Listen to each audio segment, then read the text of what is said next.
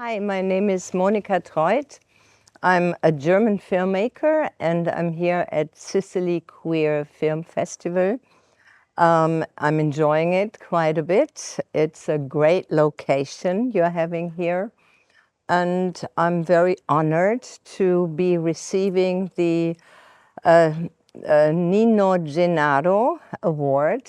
So I think this is a really wonderful event for me because I was reading a bit about Gino, and I guess he was a really amazing character. And it's actually quite sad he could be alive these days, right? He would be in his mid-70s now. And I feel a kinship with him because as far as I know, he also worked with different media, with poetry, with literature, with theater, and he was an amazing activist in his part of Sicily. Yeah, so I think it's really great. So I wish I would have known him. It's too bad, right? So. But it's great that you keep the memory of Nino Gennaro alive. It's great. Yeah, thank you.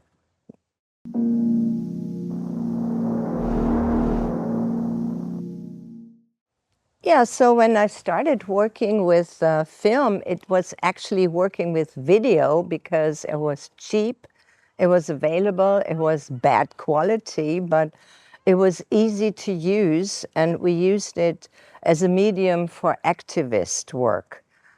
So we worked with the Sony Portapacks in those days, in the 70s.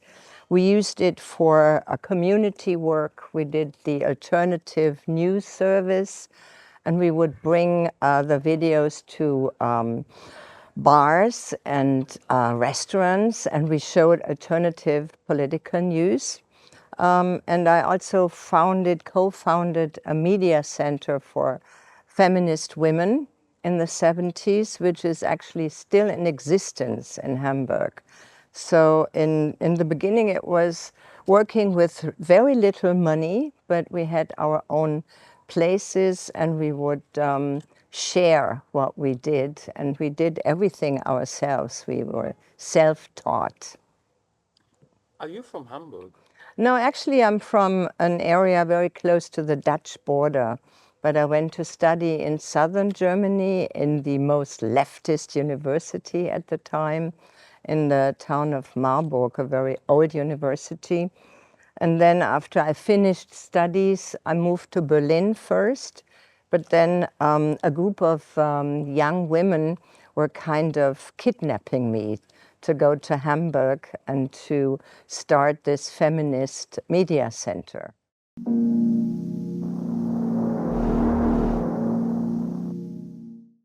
Yeah, it's a very community-orientated queer film festival with a lot of input by by lesbians, which is unlike other queer film festivals where mostly gay men are calling the shots. And Hamburg from the very beginning was a high input by lesbians. The very first beginning, I wasn't really in Hamburg then. I lived in New York for quite some time. And when I came back, I was kind of like how can I say? I was just helping and being a little bit like a godmother for the festival. So every year when I was in Hamburg in October, where it takes place, I try to make myself available for interviews, discussions, for taking care of international guests and, doing all kinds of things.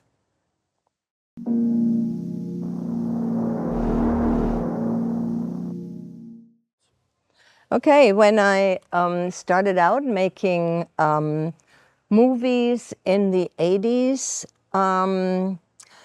my first films were not greeted with enthusiasm in Germany, to put it mildly.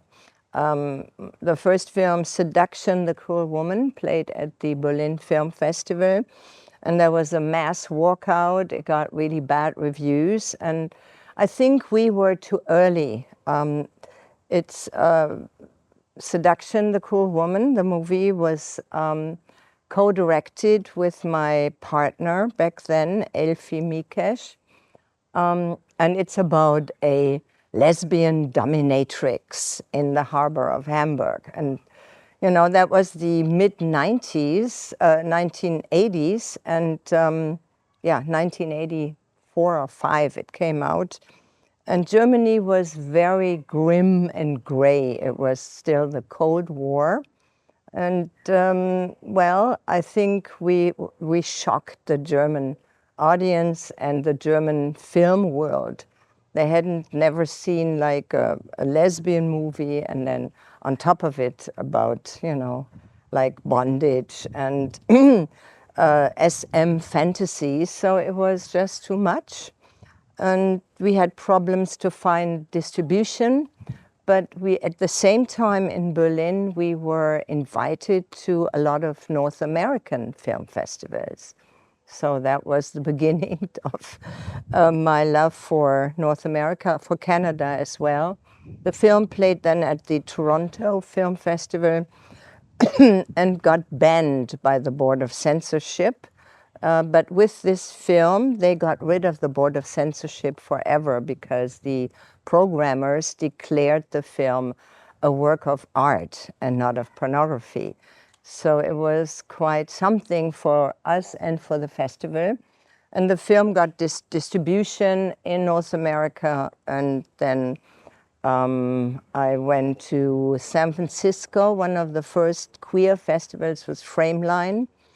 And I met a lot of very interesting people my first time in San Francisco. And I got the idea to make the second film, Virgin Machine, which you're going to screen here. With the film Virgin Machine, which are you going to play now, screen now at the festival. That was made in 1988 in San Francisco and in Germany. We had the same experience like with the previous film, Seduction, because it was, again, a coming out lesbian story, which was in a German festival. It premiered in Germany, in Bavaria, at a festival for German films. The festival director liked it very much, but it's a festival for distributors, German film critics, and they were shocked. So again, no distribution, bad reviews, and at the same time it played in Toronto again, in Montreal. And so there were several American distributors who were interested in having the film, so I could choose. And I decided, okay, if they don't like my films in Germany, I have to go where they like my work. And I went to New York, and I was living there as an illegal alien for quite some time. And it was the good times in New York when it was still affordable. It was still not too expensive to rent an apartment. And yes, and I made 2 more films in New York. And I mingled and communicated quite a bit with the New York independent film scene. And I really felt at home there. But after 4 years, New York changed again. Rudy Giuliani became the mayor. And New York was turned, Manhattan was turned into Disneyland. And so prices went up, and most of the independent artists had to leave. And I left also, and I went back to Germany. The wall had come down by then, and Germany had changed. So it was more open, more liberal, more, yeah, just there was a lot of influx from different cultures, and it became a more livable country in the 90s. And I happily resettled in Hamburg. yeah, so, and I became a German filmmaker again.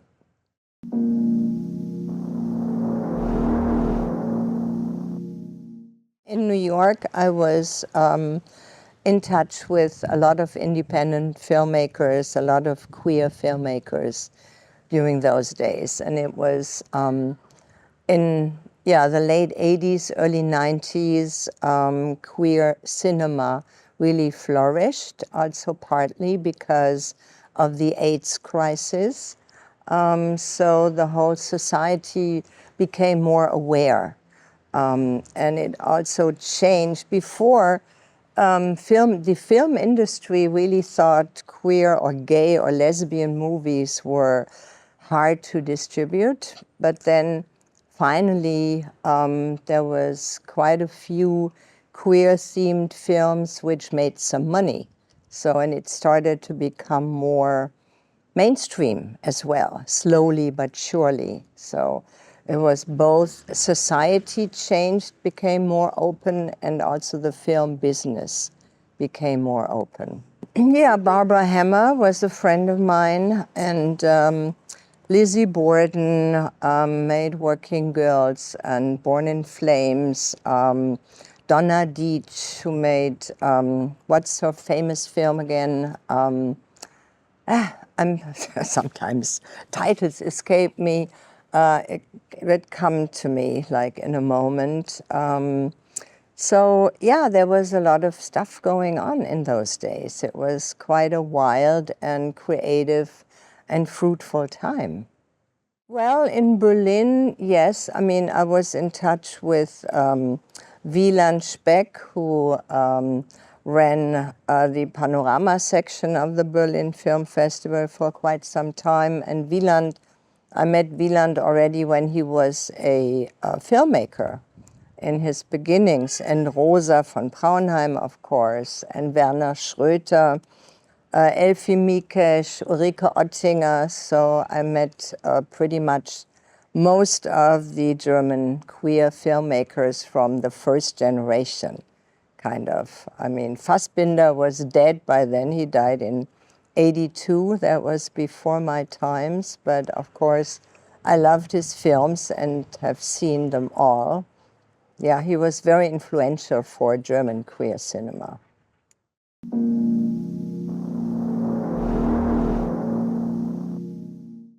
Elfi was more integrated with the group of early queer filmmakers in Berlin, like Rosa von Braunheim. She had worked as a cinematographer for Rosa, starting in the 70s. She also worked with Werner Schröter as a camera person, and also in all kinds of other functions as well, as a makeup artist, for example. So in those early days, it was a poor cinema. There was very little money, so people had to cover different roles. And Elfi also made her own films. She started out as a photographer, camera person, and then she also became a director. And I loved her films. I also worked in the cinema. I programmed Elfi's films. And then I met Elfi, and Elfi had read my dissertation, which had come out as a book called The Cruel Woman. It was about the female images in the works of Marquis de Sade and Zachar Masoch. And Elfi liked the subject quite a bit and asked me whether we should write a script together. And that was then the script for Seduction, The Cruel Woman.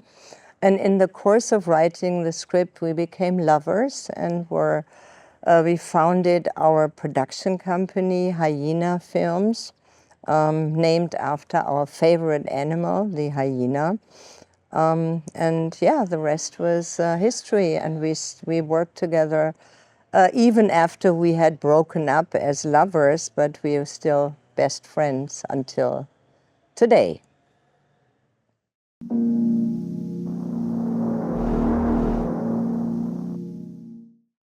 Yeah, he was a good friend with Werner Schröter, And they also share something like being directors of poetic cinema, and yeah, they were kind of like on a similar wavelength. So, but it's true. That's a general problem that filmmakers from the 70s and early 80s tend to get forgotten these days.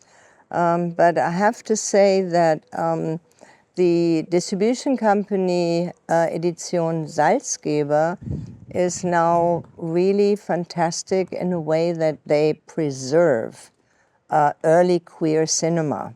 And they also have a foundation now for the history of queer cinema. And so these films tend not to get forgotten anymore, which I think is very important for the younger generation as well, so that they don't start from scratch again and are oblivious about what has, has happened in the history of gay, lesbian, queer cinema for such a long time by now.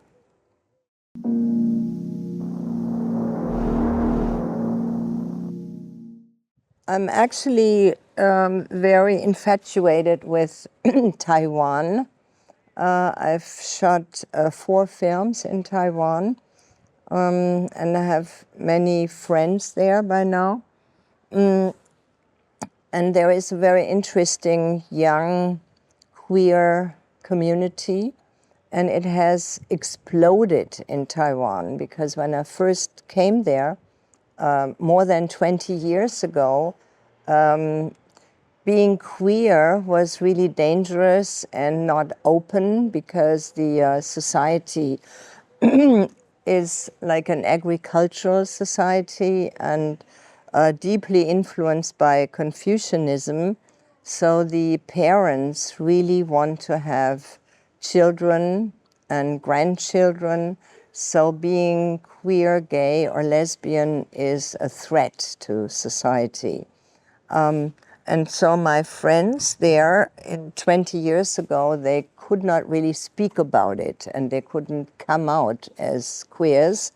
And this has changed within 20 years, and that's quite amazing. So the whole society has become a very democratic, very open-minded, very tolerant society now. And we see like the largest gay pride march in Taiwan, in all of Asia. And that has all happened within like no time, where Western societies needed like 50 years. They needed like 10 years. So it's quite fascinating what's going down in Taiwan. And my new documentary is about the young queer generation. They have some specialties which I find interesting. They are more non-binary than Western societies. There is also a lot of asexuality there. And so at the same time, Taiwan is a very modern society. In terms of IT, they are far ahead of Europe, for example. So it's an interesting development we see there. It might be interesting for our older European societies to see what's going down in a democracy like Taiwan. Plus, they are quite threatened by China, as we all know. So China really wants to take over, and they talk about unification, but in fact, Taiwan has never belonged to China. So it's another, a horrifying spot on this planet. So I hope Taiwan can stay independent for much longer, really, because it's very, very interesting.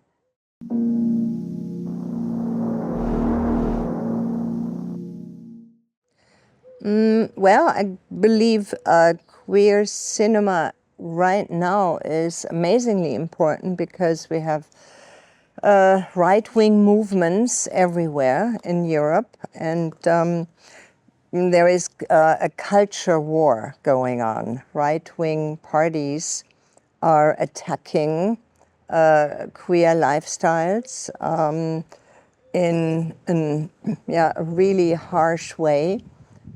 So queer cinema can, show queer lifestyle, queer lives, and it's really important to keep it alive and to keep the productions alive. So we see it, we have a lot of cultural fundings going on in Europe, which was very helpful for queer cinema. And we can tell that all the right-wing parties, which are getting stronger and stronger, they try to defund queer-themed film projects. They tend to defund like everything what's around queer lives, queer culture.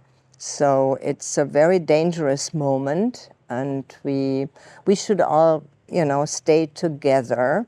We should not be divided. We should not divide ourselves in lesbians, gays, non-binary, trans. We should really stay close together to fight back.